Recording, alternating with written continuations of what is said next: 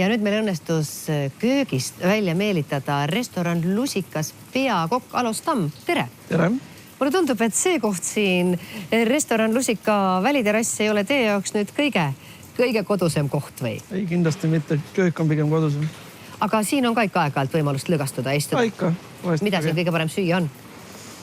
Mulle endale meeldib mereannid, siis mereande kindlasti. Austreid, tiigrivette, sinikarpe. Siin samas väljas saab siis inimene süüa, juua ja tunda suvest mõnu, aga ka sees on teil väga mõnus olla. Ja teie selline restorani stiil on ülihea klienditeenindus ja väga head road. Mis see saladus on, et kuidas te nii maitsvaid rooge suudate serveerida? Me oleme suutnud kokku panna professionaalse tiimi, kes suudab igapäevaselt teha väga häid toita. Mis need peamised maitsed on või milline? Üritame teha hästi puhtaid maitsed, et soolpipar ja pigem seesama tooranja nagu mängib seal juures, et mitte mingid Aasia maitsed ega mingisuguseid tugevaid maitsed, et pigem hästi tooranja põhine.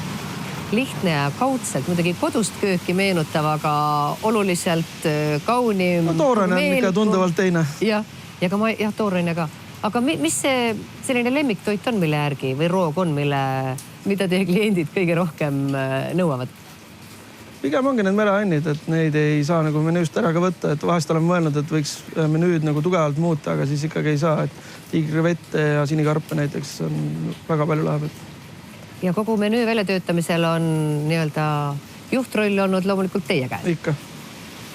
Millest te selle tegemisel siis lähtusite? Tooraine ja lihtsalt maitsed, aga midagi tuleb ikka... Ka see restorani kontsessioon, et restoran on selline smart casual, et ei ole ka nii väga peen restoran, aga samas on ikkagi laudinad laual ja et sealt alates ja endale mulle meeldivad niisugused puhtad maitsed ja mereannid ja kõik selline. Kui palju teil selliseid inimesi on, kes kogemata sisse astuvad? Meil on väga palju tegelikult, et meil on siit uksekirjast kõnnib mööda turistid, inimesed näevad seda silti, mis meil õues on. Nüüd on ka suur puu Lusikas, mille järgi inimesed tunnevad ära, et restoran on siin.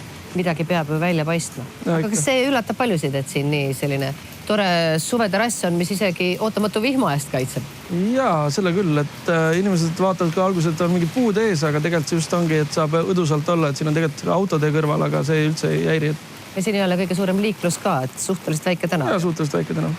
Samas see restoran või see maja, siin on olnud ju eelnevaid toidukohti teisigi. Jaa, siin on vist olnud Itaalia restoran 2 korda ja vist rohkem ei teagi.